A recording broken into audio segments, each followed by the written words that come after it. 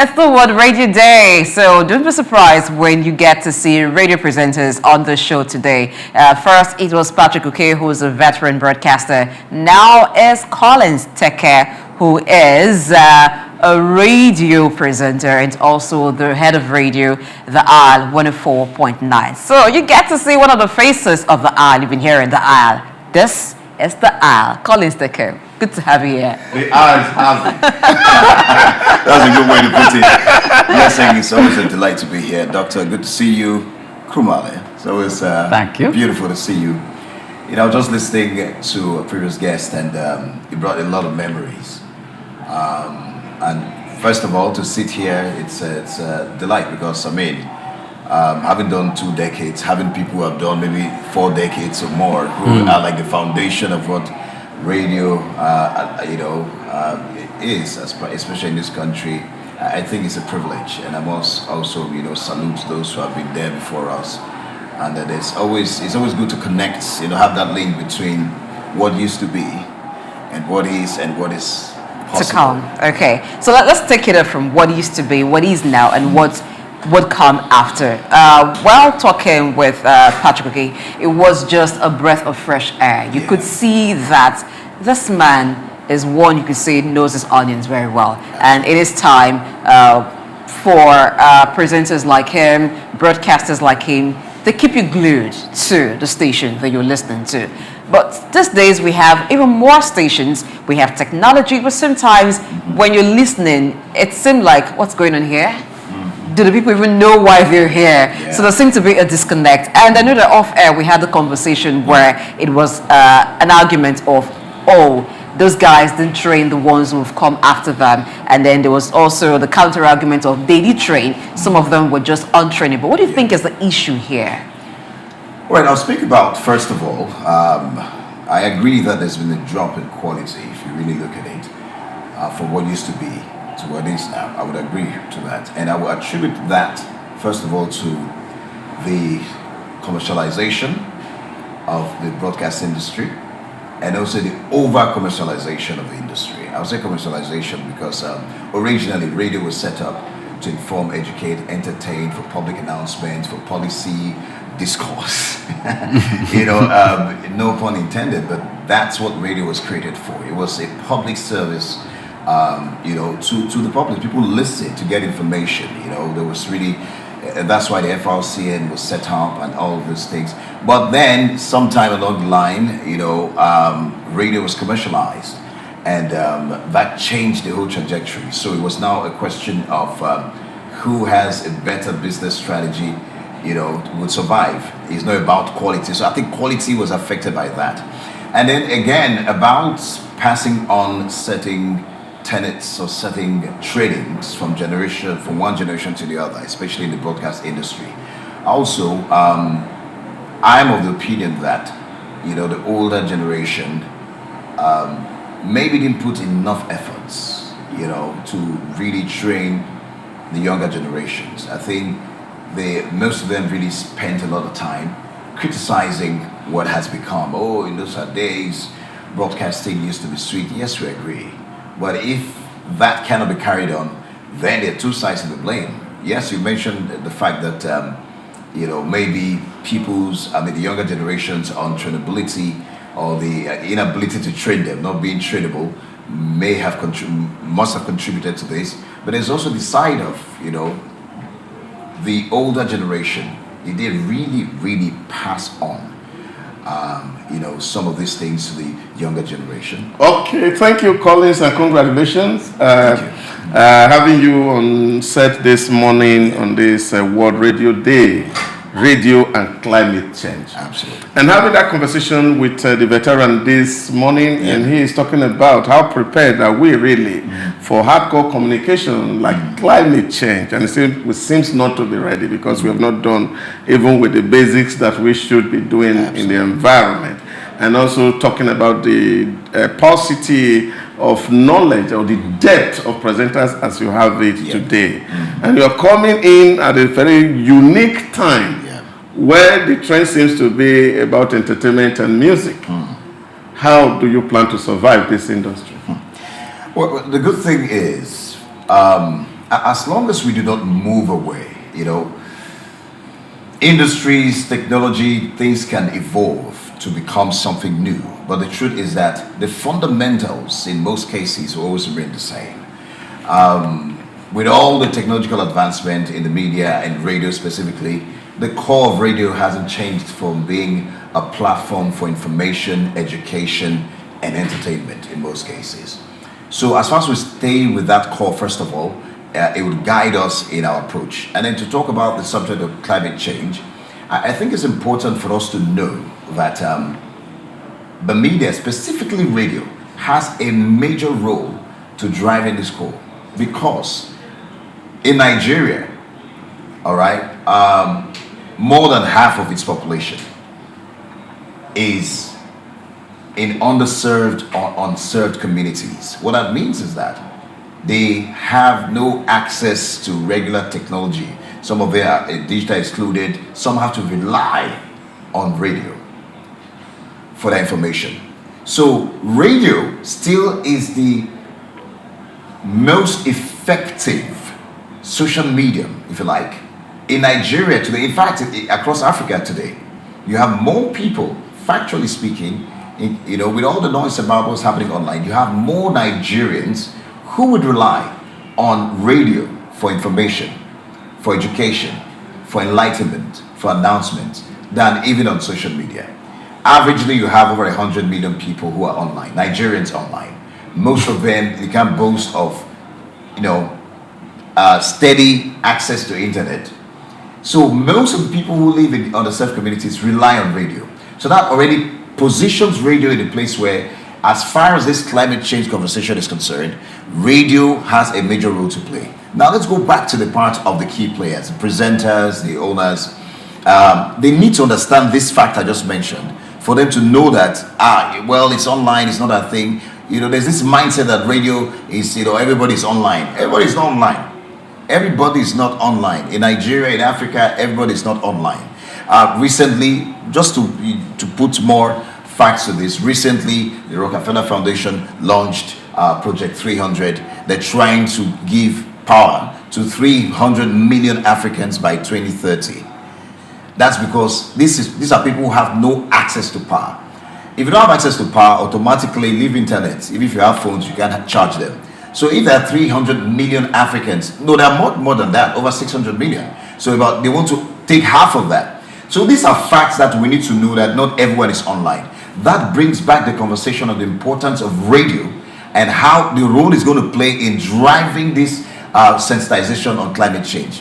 Radio will play the role of demystifying misconception about climate change. A lot of people today will not switch to solar because they believe that solar, if it rains, it's not the power is not as strong, or solar cannot power big things. They have this misconception. They say if it rains, it will not work.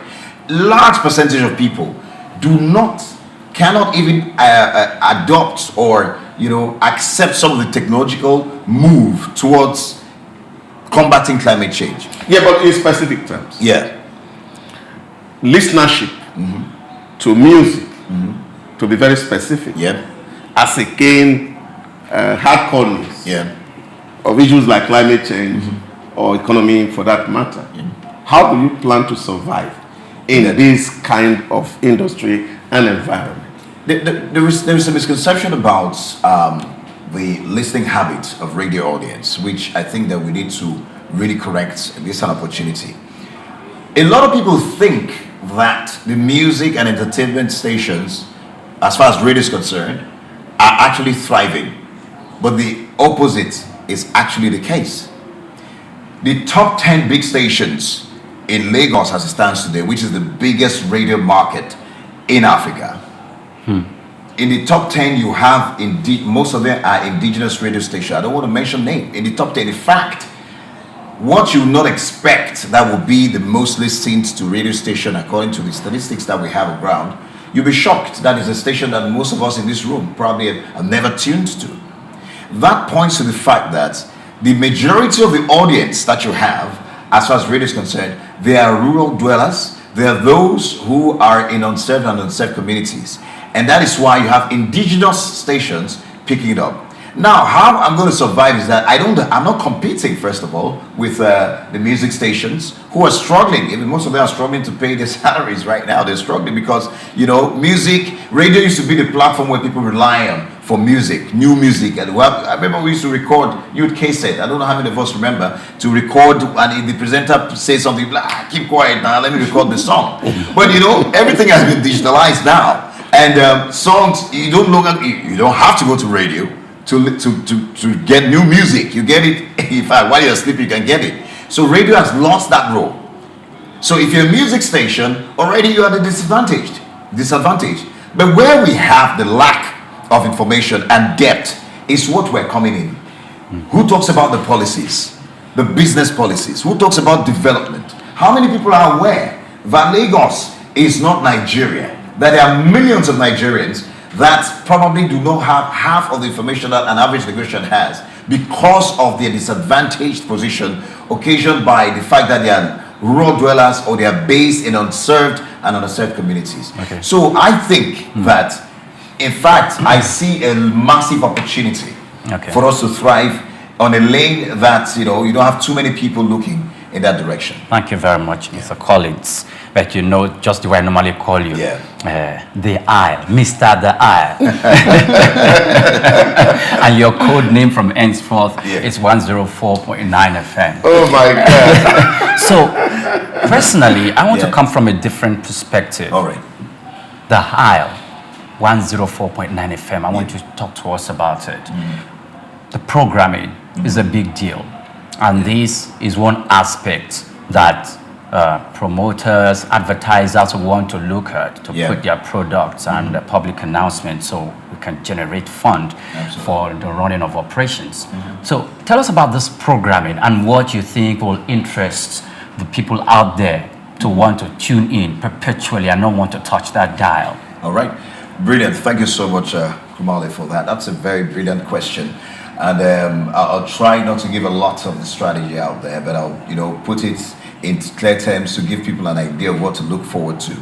I laid the foundation in my previous submission by saying that there's a large market.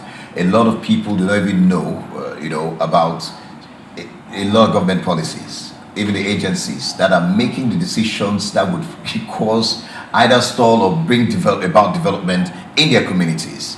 They're not interested in business policies because they don't have these things broken down to them in a way that they can understand. There's no depth. And this is what we're bringing to the fore. We're focused on business, economy, and development. Like I always say, these are the cores of our existence as a people. I mean, where would you be without business? The business aspect of things must be paid attention to for anything to thrive. Development must be a continuum for any society to boast of, any meaningful progress. So these are the key areas that we're focused on, and that's what gives the Isle the niche. And for us, in content, like you asked, our content will be around these key areas. We break down key policies, we bring to you statistics, giving you insights into where you can invest, how you can be more economically viable as an individual, as a business. We also support SMEs, small businesses, nano businesses, because these are the drivers of our economy. We'll also focus on bringing, information about technological innovation and opportunities in that space, because these are core areas. These are areas that naturally will not be entertaining. You want more gossip, you want more this and that. We would bring it to you, and we'll bring entertainment into it. How do I mean?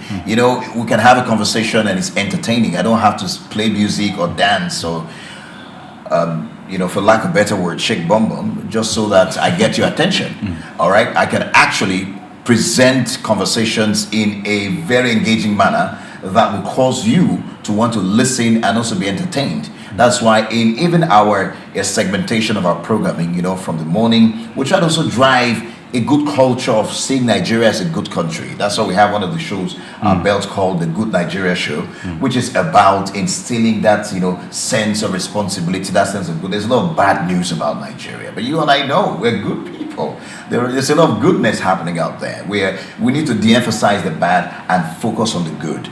And then we have, belts like, that will talk about business, economy, and then belts on development, talking about family issues, talking about, how workplace conversations, everyday conversation that everyone can relate to. So the aisle will be a place where any and everyone can tune in, or should tune in and stay tuned and get informed, inspired, all right, entertained in conversational way, and also, expose you to opportunities that exist within our environment that we probably are not paying attention to. Just to piggyback off what he was saying, Yeah. in terms of programming and content, they say that how a thing is said is as important as the thing said. Yeah. So when we talk about climate change, the conversation looks like it has to be different, or Yeah. it should be different when it's coming to Africa because of our own peculiarity. Yeah. Do you share the view that we should perhaps start small and start creating the awareness for people to pay attention to the environment, and then we can take it up? So how do you think the government policy can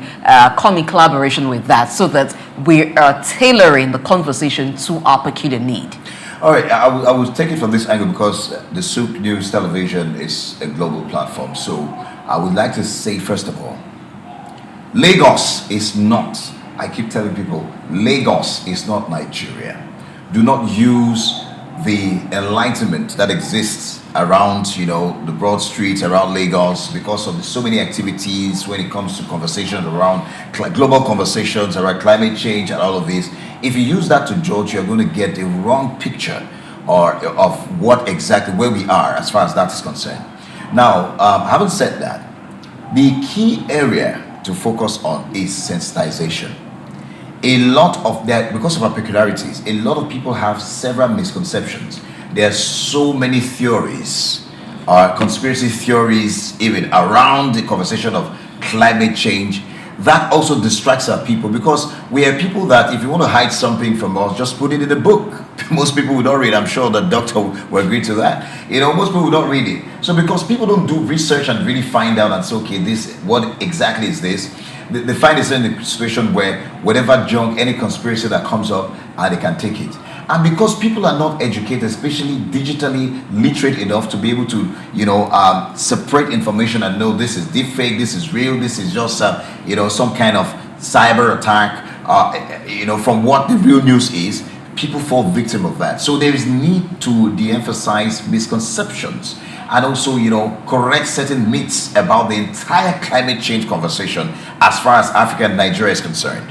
And then the next step is, the media and radio, for example, I consider us as ecosystem developer. Our job is to bring key ecosystem players into one room, bring the private sector, the government, the public sector, and then the masses, the individuals themselves who are affected, have a way of engaging them, get town hall meetings and do all of these things so that they can be, they can talk at a level of, what our challenges are.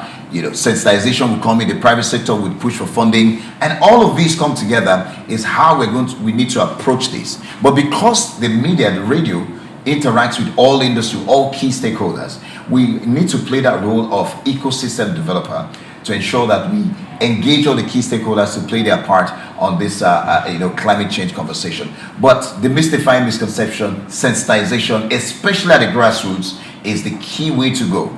Because the more people accept and know about this, the easier it will be to implement. A typical example is if a lot of people think that their generating set is better than solar, because at least they know where they can get Brother Murika who would prepare the gen for them quickly. They know they just have to buy fuel. But because they don't know about the solar system, and you don't have a lot of engineers around you can just call, they have an issue with my solar and they fix it, they would rather go stay with what they're familiar with. So these are some of the words that we have to put in. And of course, energy transition also plays a major role in the climate change conversation. So these are some of the issues that I think we need to pay attention to. Sensitization, so that more of our people would get to adopt and know what this is about, and so that they can join in the cause. Say, talking about the Radio Day, what word will you have for NBC? Because there's a lot of view out there that NBC seems not to be too concerned about the profitability of private stations, based on some of the regulations that are out there. Today is World Radio Day. What word will you have for NBC to shape policy concerning private radio station toward profitability? Thank you very much, Doctor. That's a very, very key conversation there. I know that before now, in the early days of the radio, they mention NBC. Hey, I'll be like, I don't want to talk. But today, we know better. And I think that at this level, it's important for us to call things the way they are. First of all, I think that the NBC needs to review its code, because I'm one of those with the opinion that the NBC code is obsolete. You know, radio has evolved over the years. The broadcast industry has evolved over the years. Changes have come. You can't be using the code. I know they renew with the review from time to time, but even with the renewed or reviewed code recently, it still does not meet up with the times that we're in. They need to look at their code and then adjust some of the things that are not really applicable, they're obsolete. That's number one. Number two, they are always supposed to be aiding some of these, especially private sector-owned broadcast industry organizations or radio stations, to aid them to be able to succeed, instead of behaving like a last mile. Let me say it. We're in Lagos. Behaving like that is true. That will just watch you, see that you're taking one way. There's no sign. You just say, don't worry, I'm looking at him. Don't worry. The moment you get there, they just appear in front of you and say, we told you. I don't think that the NBC should also have that kind of approach. They should not be more interested in finding stations as against, put your interest in, helping them, guiding them. You're supposed to have the regulation guide them. And I want to personally say that with a recent interaction with the zonal director here in Lagos, he seems to be a gentleman who also is taking that approach as against, carrying the hammer, waiting. What did they say? They've done bad business. Oh yeah, find them.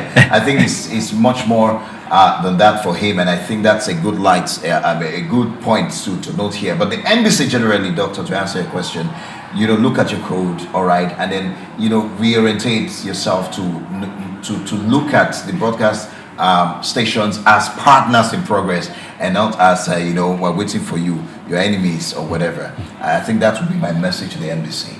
One last question.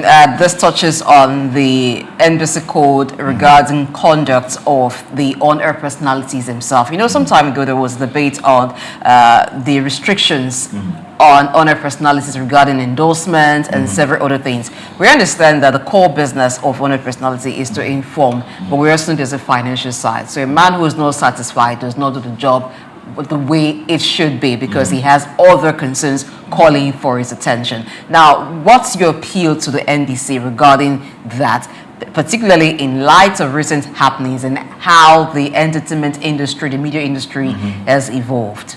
All right, so if I get your question clearly, it has to do with on-air personality endorsing products and brands. And other restrictions on on-air personalities, which the code frowns at. I think that's very dicey, because the radio should, unlike the social media, the radio should be regulated. It's still the most authentic. In fact, even the papers cannot boast of, really authenticity in reporting compared to a broadcast station and radio. And I must give kudos to the NBC, because they made that happen. Newspapers are allowed to be speculating, the right headlines to catch your attention. But radio, you have to be assertive. That's why there's a saying that if you're in doubt, leave out. Instead of trying to say what you don't know, you have to be sure. So that being said, they need to be regulated. And in the area of brands and people endorsing brands, why it's dangerous is because I think that, imagine a presenter who just read the news and gave the news, he's supposed to be, apolitical, and then he ends up endorsing a brand. So that naturally, it's a virtual contradiction. So creates a bias. Yes, it creates a bias. You're like, okay, I think Blessing, and I don't want to mention the brand. Blessing and XYZ brand, okay. Because of Blessing, now I'm going to buy that brand. Now that takes away that your unbiased position as a broadcaster, and I think that's why the NBC hammers on that. Another thing again is the fact that instead of having your key presenters, there are different kinds of there are different people who play different roles on air. You can have back end people who are trained to handle that aspect of a broadcast, so that your key presenters stick to the job, talking about the policies, asking the questions without being. I know that can affect their pockets, but and then the owners now have to look for a way to say that, okay, the reason this Blessing is not doing this hype is because of NBC regulation. So does that mean Blessing will never have an opportunity, or will not benefit from if there's any benefit? I think they should look at a way of bringing the benefit, even the ways of the main anchors, and these are things that can be worked out. But in terms of that regulation, I think it should be enforced. You can't have a major presenter who's on the news is the same person hyping brands and all of that. It's going to create a virtual contradiction. Okay, Yeah. so it means that the NBC and owners of stations as well will have to work that out so that everyone is happy. And for the NBC code, it's not just to hold the hammer, it's to also tell people why they shouldn't do what they should do and have that discussion. So because there've also been conversation about having broadcasters when those codes should be reviewed. Sometimes they call for it, but I think that more should be done notifying them so that they can make their input and say, if you're holding up the hammer to say, if you do this, we'll hit you, if you do this, we'll hit you. Can we just discuss it so that we know what's coming and everybody abides by it? Thank you so much, Collins Teke, head of radio, The Isle, 104.9 FM. So, ladies and gentlemen. Something is cooking. Yes, that's the face of The Isle. And he's been in the kitchen for a very long time, and he started serving little by little the food that has been cooked. You know how they say the 3-course meal. First of all, they give you the first course meal just to create some appetite, so whet your appetite, and then you have the main course and you have your dessert. So soon we'll get to main course. All you need to do to enjoy that is to make sure that you keep it locked to The Isle, 104.9 FM.